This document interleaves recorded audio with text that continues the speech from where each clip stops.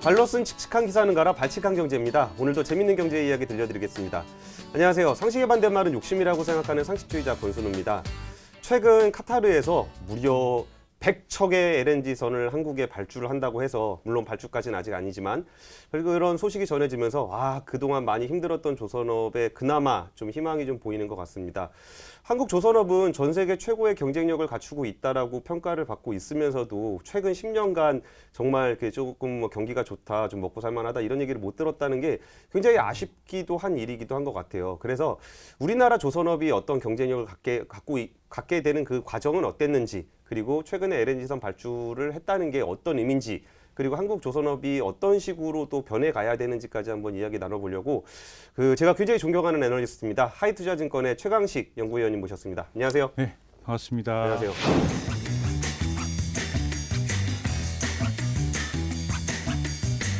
먼저 최근 얘기부터 먼저 좀 시작을 해볼게요. 네. 그 카타르 100척이라고 하면은 사실 그 실감이 안 나는 수준이긴 해요. 그렇죠. 뭐 한 2척만 나와도 저희는 이제 보도 자료가 항상 나오면은 그렇죠. 이게 예. 숫자가 몇 개야 뭐 이런 걸 계산하는데, 네.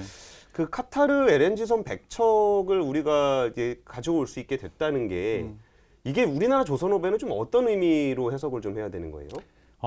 상당히 엄청난 역사적인 수주 규모지만 예. 조금 안타까운 게 나머지 상선이 받쳐주지 못하는 상황에서 예. 너무 큰 게 들어와 가지고요. 예. 둘은 약간 섞일 수는 없는 거예요. 그래서 어떤 산업이 회사가 A, B 두 가지를 잘해야 되는데 예. A 정도는 정말 엄청나게 큰 규모의 수주, 그리고 2027년까지 장기적으로 할 일을 확보해뒀다라고 보시면 되는 사건입니다. 예. 그리고 100척이잖아요. 예. 지금 시장에 LNG선이 600척이 있어요. 와, 그럼 6분의 1이 한 번에 얘기가 그렇죠. 나온 거네요. 예, 그렇죠. 그리고 이 계약 규모를 물론 4년, 5년에 걸쳐서 쫙 만들겠지만 예. 우리가 LNG만 하는 삼성, 대우, 현대가 예. 뭐 매출 한 24조 하거든요. 어우. 근데 이번에 계약한 규모가 그 정도니까 연매출 엄청난 거죠. 규모를 한 번에 계약을 받아오는. 요즘은 매출이 21조, 뭐 20조 되겠네요. 아무튼 엄청난 규모의 계약이라고 보시면 됩니다. 근데 그 카타르 LNG 그러니까 그 발주라는 것이라는 그 사업 자체도 좀 관심이 좀 가더라고요. 네. 최근에 유가가 많이 내려와 있어서 네. 전반적인 가스 가격도 그렇게 높지는 않은 것 같은데, 그렇죠. 에너지 가격 자체가 이제 수요가 좀 코로나 때 빠지면서 좀 안 좋은 것 같은데, 네. 이게 카타르라는 나라가 그 정도까지 큰 그 프로젝트를 추진하게 됐으니까 이런 일이 생긴 거잖아요. 네, 그렇죠. 그럼 그 발주 이전에 있는 그쪽 산업은 좀 어떻게 돌아가고 있어요? 카타르가 최고의 왕자였죠. 그러니까 2010년, 11년까지 걔네들이 과거에 한번 캐펙스를 했었어요. 예. 그래서 세계 LNG 수출 시장이 25% 이상을 차지했거든요. 그래서 뭐 카타르가 최고 수출 국가였는데 2010년이라고 하면 이제 우리 셰일가스 혁명이 시작되던 시기가 떠오르잖아요. 그래서 2010년부터 지금까지 미국과 또 호주의 여러 해양 프로젝트들, 우리 거기서 많이 깨먹고 나왔어요. 예. 그런 사업들이 막 진행되면서 약간 이렇게 마켓쉐어 도전을 받기 시작한 거예요. 지금까지. 지금부터 또 한 7, 8년을 보면은 미국에서 또 프로젝트들이 더 많이 있고요. 러시아도 또 북극해 지역을 개발하고, 뭐 아프리카의 나이지리아, 모잠비크도 있고, 가만히 있으면은 한 7, 8년 후에는 우리 마켓쉐어가 막 15%까지 떨어져 버리는 겁니다. 이제 뭐 유가가 지금 낮고 그래서 천연가스 가격이 낮고 채산성을 떠나서 시장을 그대로 지킬 거냐 아니면은 그냥 채산성 따지고 가만히 있을 거냐 해서 우리도 여기서 마켓쉐어를 지키는 쪽으로 투자를 해야 되겠다라고 2년 전에 결정을 한 겁니다. 그래서 이제 카타르가 2년 전에 결정한 것을 프로젝트 진행하면서, 근데 뉴스는 저렇게 해석을 하는 게 맞죠? 이게 우리한테 발주를 줬다라는 건 우리 입장인 거고, 카타르가 이런 프로젝트를 할 거고 배 구해놨어. 여기까지가 이제 카타르 뉴스로 그렇죠. 보는 거죠. 배를 만들 수 있는 공장을 좀 빌려놨어. 그런 형태로 보시면 되고요. 한두 척이면 그런 건 안 해주죠. 무슨 소리야? 다른 계약 있어. 그렇게 되는데 워낙 큰 규모의 발주니까 뭐 10척 이상 넘어가는 경우는 지금 뭐 기다리고 있는 모잠비크도 마찬가지예요. DOA 또는 이제 슬롯 배분이라고 해서 이제 미래의 작업 공간과 이제 건조 스케줄을 고객님한테 딱 이렇게 비워주는 그런 세레모니가 있습니다. 그러니까 이게 식당에 갈 때 뭐 제가 그렇죠. 진짜 맛집인데 거기서 예약 잡기 어렵지만 우리 또 우수 그렇죠. 고객님이라면 그렇죠. 예. 우리가 설사 노쇼가 나더라도 좀 비워드리겠습니다. 네, 네. 이런 거로 보면 네, 되는 거죠. 맞습니다. 예.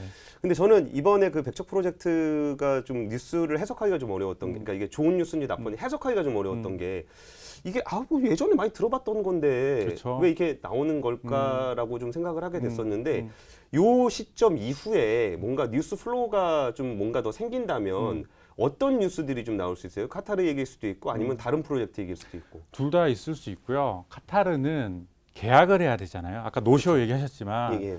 갑자기 얘네들이 뭐 코로나가 뭐 2차 유행 뭐 아무는 뭐 원자재 가격이 더 떨어지고 해서 또 마음을 바꿀 수도 있어요. 예. 그래서 아닌 말로 몇 년 후에 하게 되면은 우리가 2022년부터 배를 만들 수 있는 게 또 뒤로 미뤄지는 거거든요. 예, 그래서 카타르는 지금 조준사는 선정했고요. 예. 해운사들을 이제 만나고 있어요. 해운사, 네. 그러니까 배를 운용해줄 운영해줘라고 예, 하네요. 예. 본인들도 국영선사가 운영하기도 하지만 예, 예.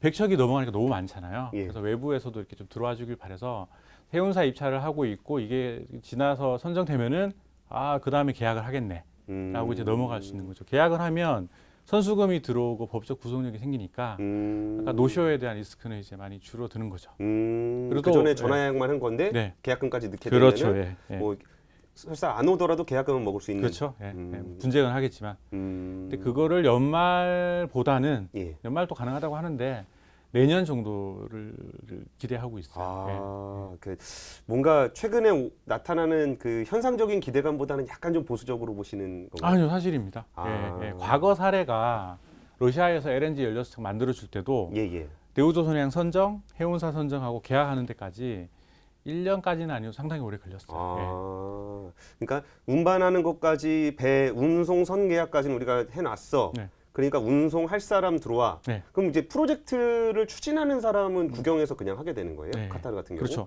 근데 거기에 이제 오일 메이저들의 지분 유치를 받아서 그 수출 터미널 자체를 페이퍼 컴퍼니, 조인트 예, 예. 벤처로 만들어서 지분 투자도 받고 해서 돈을 같이 넣는 거죠. 음. 리스크를 분산하기 위해서. 네. 그럼 이게 1위 업체였는데 그 경쟁이 되다 보니까 한 번 더 치고 나가는 전기를 마련하기 위한 거라 그랬잖아요. 그렇죠. 예. 그럼 경쟁사들의 움직임은 좀 어떻게 봐야 될까요? 사실은 우리가 올해 LNG를 기다리는 게 카타르의 모잠비크, 예, 러시아의 노바텍 프로젝트, 예, 그리고 나이지리아 정도가 올해 될까 말까 되는데 사실은 이네들은 카타르보다 먼저 진행되고 있는 중이에요. 모잠비크는 아까 얘기하신 전화 예약, 슬롯 예, 예. 레저베이션을 이미 작년 가을에 했고요. 작년 가을. 예, 예. 오, 아직도 발주 안 나오는 거 보니까 확실히 좀 길긴 기네요. 그렇죠. 예. 그리고 제가 얘기 드린 해운사 선정도 지난달에 끝났어요. 지난달 끝났어요? 네, 네. 오. 그러니까 모잠비크는 전 국민의 관심인 카타르 백척하고 다르지만 예, 예. 16척이지만 이미 막 진행돼서 곧 선수금이 들어오는 계약이 될 겁니다. 그거는 실질적인 현금이 들어오는 계약이니까 꽤 의미 있는 계약이 그렇죠. 곧 나올 수 있다는 네, 거죠. 러시아도 15척 10척인데요. 15척은 이미 삼성이 작년에 5척을 받았어요. 예, 예. 올해 나머지 10척을 받을 거고요. 그래서 그래서 먼저 진행되고 있는 것들이 있고 거기서 돈이 들어오고 계약으로 이제 법적 보호를 받는 계약이 하반기 중에 일으켜지는 건 거죠. 근데 저는 또 재밌게 봤던 포인트 중에 하나가 아니 그런 프로젝트가 전 세계적으로 벌어지고 있다라는 거는 대충들은 서로들 알고 있는데 그렇죠. 사실 우리 조선사들 같은 경우에는 이 수주에 대한 고민을 하는 것 같은 느낌은 별로 없었어요. 네. 뭐냐면 야 되기만 하면 네. 우리 거야. 그렇죠. 근데 물론 중국에 16척이 가긴 했지만 야 그거는 뭐 이런저런 다른 게 있어갖고 먼저 준 거고 그거는 뭐 하겠다는 신호기 때문에 오히려 우리한테 저 금방 올 거라는 맞아요. 신호야라고 네, 봤는데 그 뭐 워낙 많이 말씀을 하셨겠지만 한국의 LNG선 분야에서 이렇게 압도적인 경쟁력을 갖게 된 어떤 그 계기라 그럴까? 아니면 어떤 특징이라 그럴까? 이런 건 좀 어때요? 배를 잘 만들어요. 그러니까 잘 만든다는 게 예. 일반 상선에서 이제 법령으로 이제 분류하고 얘기할 수 있는 건 배를 받아서 사용해 봤을 때 연비 이슈라든지 예, 잔 예. 고장이라든지 뭐 그런 부분에서 확실히 한국이 배를 잘 만들어. 음. 일본도 잘 만들어. 예. 중국은 싸. 이런 이제 유럽 선주들의 이미지가 있고 예. 사실 그런 케이스들이 있겠죠. 그렇게 진행되어 오는데 LNG는 사실은 더 과거에는 1990년대, 예. 2000년대 초까지는 모스 타입이라고 하는 LNG 보관 탱크를 사용했었어요. 그러니까 LNG를 네. 운반하려면 온도를 확 낮춰야 네, 되는데 그렇죠. 마이너스 그거를 103도. 뭘로 보관할 거냐? 예. 재질이 좀 다르고 음. 일반 뭐 시청자분들 아시기에는 이제 동글동글한 탱크 있죠, 구슬. 아, 네, 구슬 모양이 배에 막 그러니까 박혀 배 있는. 위에 네. 동글동글한 거 네, 세운 게 네, 있는 네. 거. 예, 예. 그 기술로 LNG를 날랐고 그게 이제 일본이 주로 하는 거였고 한국의 현대중공업도 그걸 했었어요. 예. 근데 그게 멤브레인 타입으로 새로운 기술이 나왔죠. 근데 일본 친구들은 그냥 모스 타입을 고집했고 한국의 삼성, 대우, 현대가 그 타입으로 배를 만들고 내보내고 잘 작동하는 걸 확인했어요. 근데 뭐가 더 좋으냐? 예. 이렇게 기존에 하던 방법이 있는데 되게 위험해 보이는 거 신기술로 하느냐? 예, 예. 배가 이렇게 생겼는데 동글동글하면은 아무래도 여기 빈 공간이 있겠죠. 그렇죠. 예, 그래서 그 배는 더 크게 이제 똑같은 헐 크기인데 더 작은 용량을 나르고요. 두 번째는 액화시켜서 이렇게 운반하는데 얘가 자연스럽게 자꾸 기체가 되려고 해요. 그렇죠. 예, 예. 단열이 100% 되는 건 아니니까. 예, 예. 그래서 이게 얼음 가지고 다니면 녹는 것처럼. 그렇죠. 예, 예. 예. 근데 이게 부피가 600분의 1로 줄여놓은 게 팽창되기 때문에 되게 예. 위험합니다. 그래서 자연스럽게 밖에 날려줘야 되는 건데, 음. 근데 이제 뒤로 빼버리고 날아가 버리는 게 다 돈이잖아요. 그렇죠. 그쵸. 여기 100개 실어왔는데 네. 나중에 보니까 뭐 네. 50개 남아 있고 이러면 네. 안 되잖아요. 이게 근데 모스 타입보다 새로 개발된 GTT에 예. 마크 3라든지 NO96 이 타입이 BOR이라고 하는 Blowout Ratio가 예. 모스보다 훨씬 더 좋습니다. 와. 경제성인 거죠. 그러면은 네. 이렇게 가져갈 때도 사실 동글동글하게 있으면 요만큼은 못 쓰는 건데 네, 네. 네모나게 하면은 진짜 꽉꽉 채워서 갈 꽉꽉 수도 채우고, 있고 네. 날아가는 것도 없고. 적고. 예. 그럼 일본은 왜 그걸 안 해요? 뭐 제가 뭐 이거를 걔네들 얘기를 듣고 알고 있는 건 아닌데요. 예. 흔히 얘기하죠. 이제 플라자 합의를 막고 원가를 더 줄여야 되고 뭐 여러 가지 시도를 하면서 조선산업의 엔지니어들이 많이 줄어든 부분, 또 설계 대응을 좀 못하게 된 부분, 또 플러스로 일본은 배고프지 않아요. 근데 왜냐하면 중요하죠. 예, 우리가 지금 한진해운이 저기 옆에 있었다가 이제 뭐 없어졌잖아요. 예, 예. 처럼 근데 그것도 없었는데 우리는 한국조선은 수주의 80~90%를 해외에서 해야 됩니다. 맞아요. 캡티브가 예. 없는 거죠. 우리 같이 좀 월급 많이 받는 사람이나 배 네. 살까 말까 고민하지. 우리 국내에 뭐 배 사고 싶은 사람들이 별로 없잖아요. 없죠. 예, 예. 그래서 열심히 기술이 바뀌는 걸 따라가고 원가를 낮추려고 노력을 해야 되는데 예.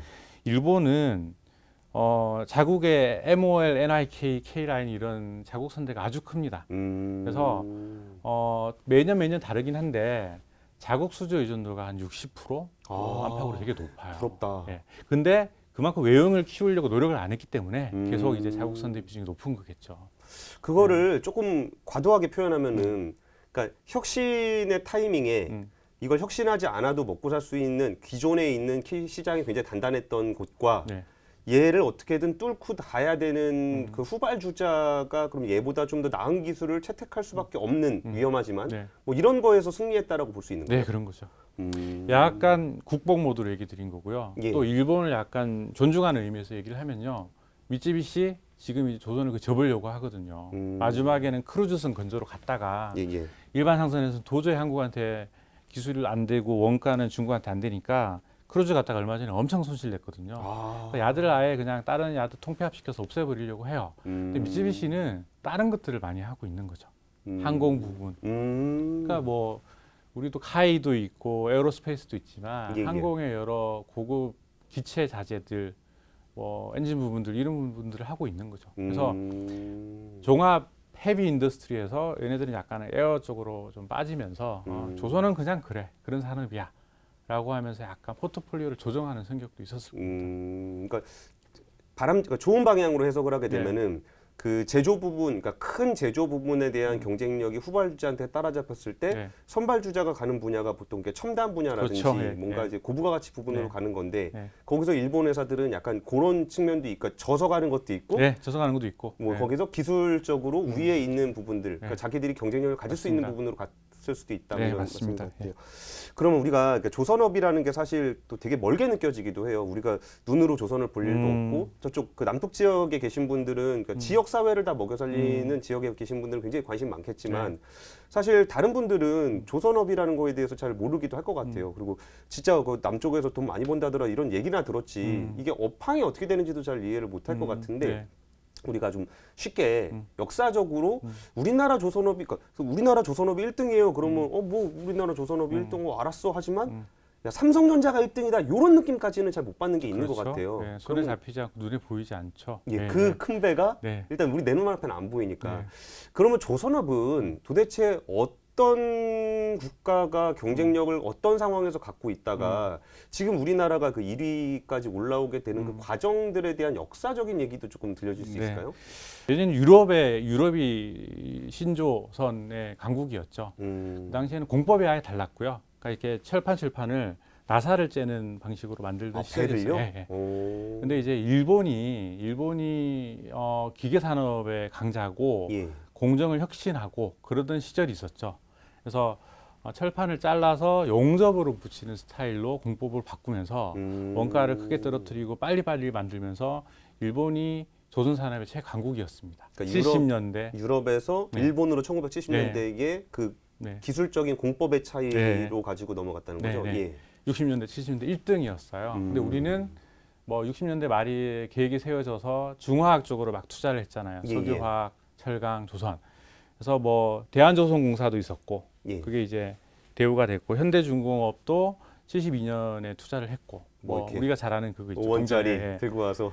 그리고 되게 고생 많이 했죠. 그 계약도 사실은 날라갔었고요. 계약을 하고도. 아, 그래요? 그렇게 알고 있어요. 와, 예. 그건 몰랐다. 아, 저는 네. 너무 그래서 오. 저기 현대상선이 만들어진 거죠. 이 배를 아. 내가 그냥 팔 수도 없고 운영을 해야 되니까.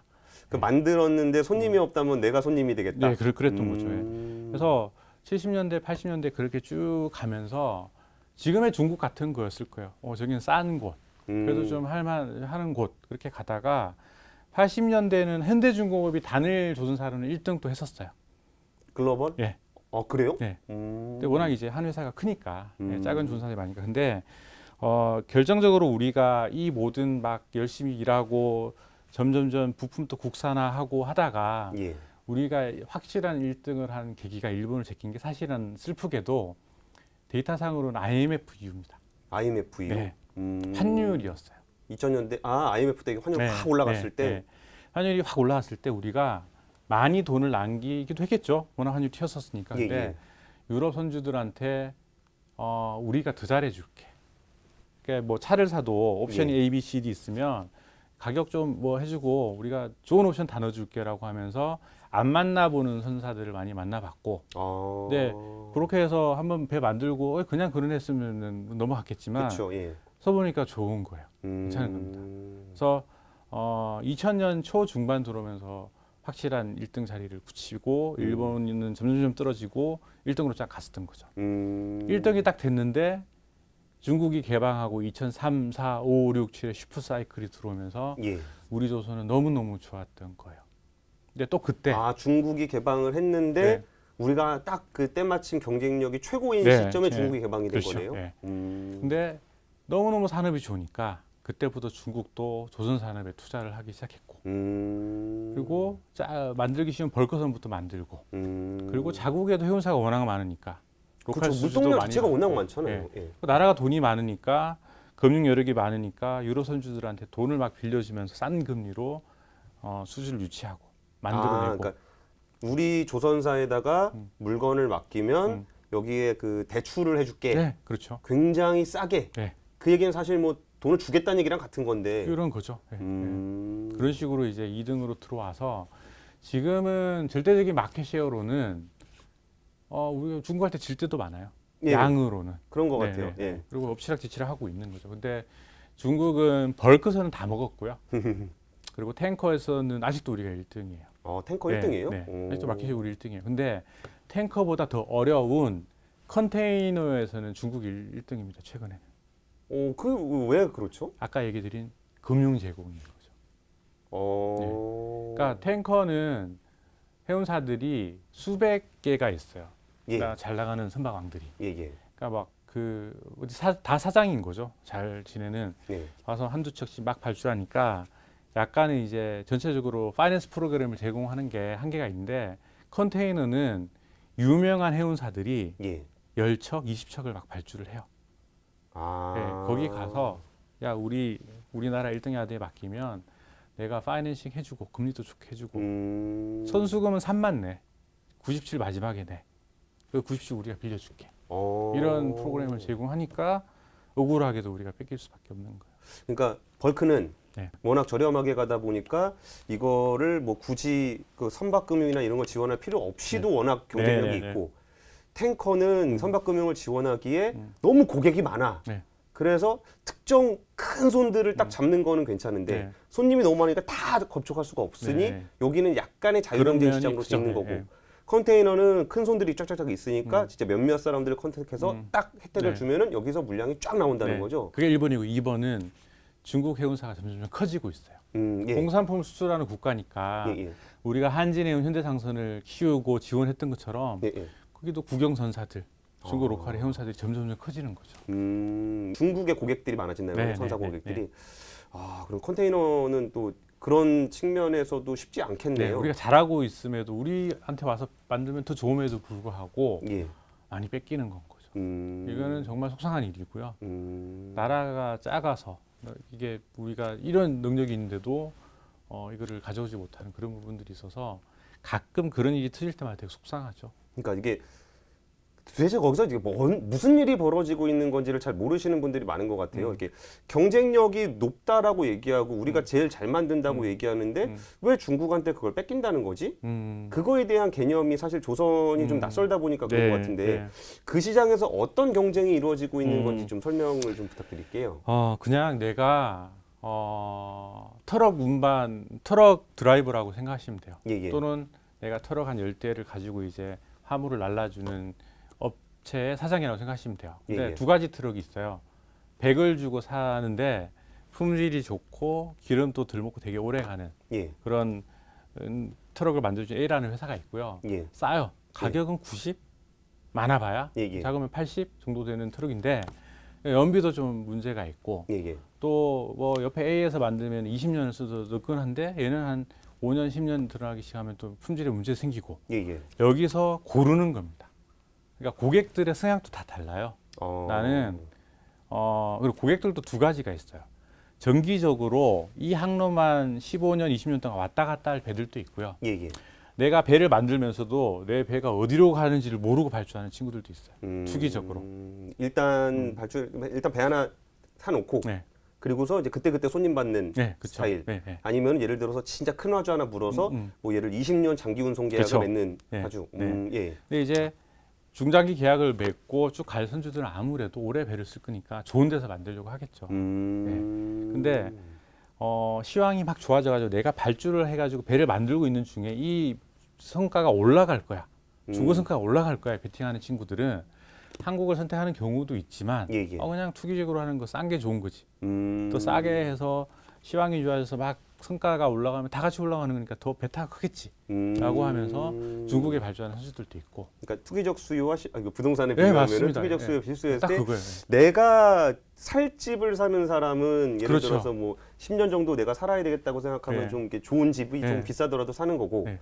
근데 그냥 뭐 이거 빨리 갭 투자해가지고 네. 빠질라 그런다 그러면은 지금 싸게 나온 거 빨리 잡아서 조금 더 비싸게 네, 빨리 맞아요. 팔아버리는. 네, 딱 그겁니다. 네. 아, 배를 가지고 또 그런 거예요. 네, 근데 부동산 또 우리 뭐 저는 갭 투자는 안 해봤지만 예, 예.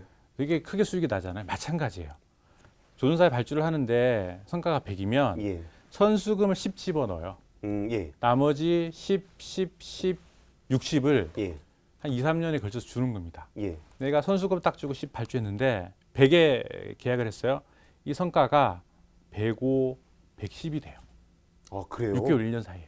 2018년에 그러면 그랬죠. 10 넣어놓고 10을 먹는 겁니다. 10을 먹는 네. 100% 수익이네요. 근데 그 10도 은행에서 빌려서 쓴 거면 수익률은 뭐 엄청나게 무한대가 되는 거죠. 선물 같은 겁니다. 어. 그렇게 선박왕들이 탄생하고 그렇게 그리스, 노르웨이 선수들이 돈을 버는 거예요. 와, 그런 수요도 있다는 게 참 네. 신기하긴 하네요. 네.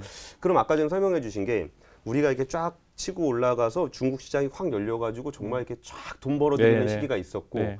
그리고서 이제 중국이 경쟁력을 키워가면서 정부의 지원을 얻고서 키워가면서 형님, 그러니까 아버지가 약간 뒷돈 넣어주면서 아, 우리 애가 좀 일은 잘 못하지만 그 월급 내가 물량으로 채워드릴 테니 그렇죠. 우리 애 취업 좀 시켜주세요. 그랬더니 얘가 가서 열심히 일을 배워갖고 어느 정도 또 능력을 갖추게 되는 이런 상황까지 온 것 같은데 네. 그리고서 우리나라 조선업이 좀 힘들다는 얘기를 벌써 꽤 오래 전부터 네, 들었잖아요. 네. 그럼 본격적으로 힘들어지게 된 그 터닝 포인트는 좀 어떻게 된 상황이었어요?